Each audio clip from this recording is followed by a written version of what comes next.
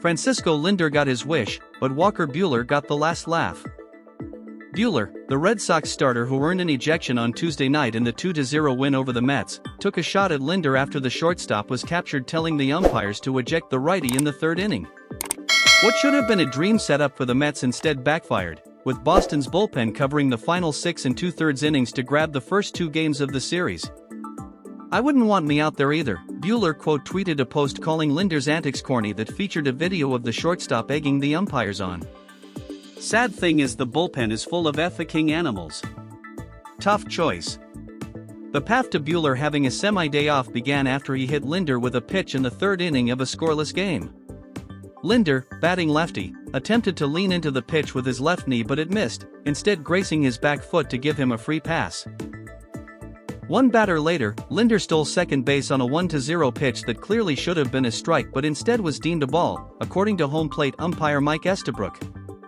Buehler could not contain his anger and that led to his early exit. Estabrook approached Buehler and seemingly warned him not to continue, but Buehler kept on going and received the boot. The TNT broadcast captured Lindor waving with his right hand and seemingly saying throw him out before smiling, perhaps after Buehler's ejection. The post Buehler tweeted featured the corresponding video and ripped Lindor in a rather classless manner, calling for him to be beaned.